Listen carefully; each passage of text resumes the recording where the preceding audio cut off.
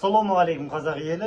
Facebook көрермендер, байқадыңыздар ма? Тоқаев келгелі, жаңа парламентке Ринат Зайтов, Ермурат Бапи, Қазбек Иса, Абзал Құспан, Еділ Жаңбыршин, Мақсат Толықбай, осы депутаттар келгелі қазақ ұлтына, қазақтың мүддесіне қарсы ең опасыздық заңдар қабылданды. Қараңыздар, Назарбаевтың кезінде болмаған заңдар қабылданды. Орыс тілін қорғау туралы заңды парламентке әкелді Тоқаев. Біз қазақ тілімізді өз орнына қоя алмай жатқанда, осы депутаттар Қазбек Иса, Абзал Құспан, Ермурат Бапи, Ринат Зайтов, Мақсат Толықбай, Еділ Жаңбыршин, осы ұлтшыл сымақтар қазаққа қарсы заңдарға екі қолын көтеріп қабылдап жатыр. Қараңыз, сіздер Фейсбукта мен байқаймын, соларды бір репост жасап, бір сұрақ қойсаңдаршы. Орыс тілін халықаралық орыс тілін қорғау комитет Астанада ашылды.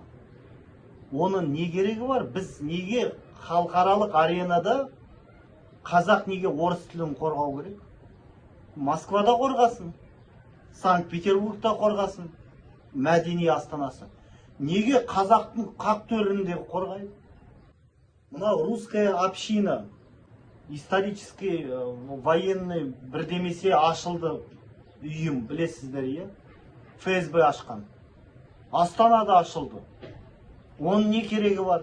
Неге соған қатысты Ермурат Бапи бір сөз айтпайды? Қазбек Иса неге қарсы шықпайды? Мынау орыс тілін қорғау туралы заң бізге не үшін керек? Бәріміз үндемей қалдық қой. Ана беспилотниктар құлап жатыр. Неге соны айтпайды? Анау үлкен ракета, баллистикалық ракета Ақмола облысында жарылды, Орешник. Үндемейді ешкім. Не болды бізге? Мынау Ресей визалық режимді кіргізіп жатыр. Қазақтарға арнайы, ең қызығы орыстар, Ресей азаматтары бізге куәлікпен паспортсыз кіре алады, ешкім тексермейді. А қазақтар, олар арнайы бірдемесе толтыру керек. Үндемейді. Қайда Ермурат Бапи, қайда Қазбек Иса, Абзал Құспан заңгер қайда? Абзал Құспан шығып айтпай ма? Блогерлер қайда соны? Айтпай ма? Диас Құзайыров, Мұрат Мұхамеджанов, Марғұлан Боранбай қайда? Болды. Система бұлай ұстайды.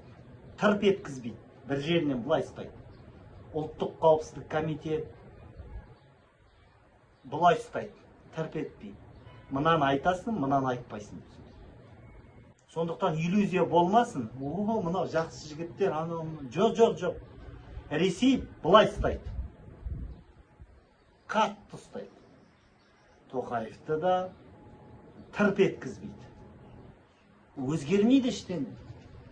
Украина жеңген сайын, қазақтың жағдайы қиын,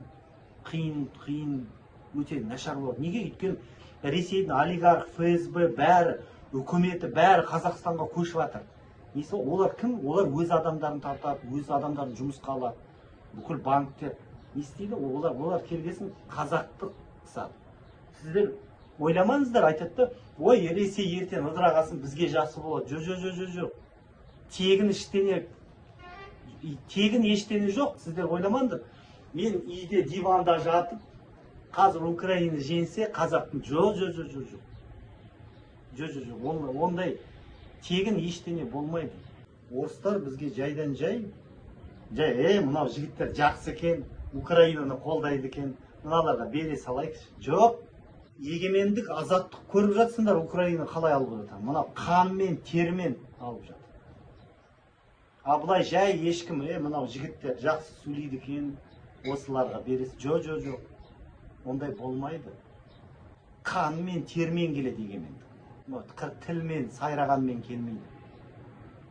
Сондықтан егемендікке күрес әлі алда. Осыны естен шығарма, қазақ.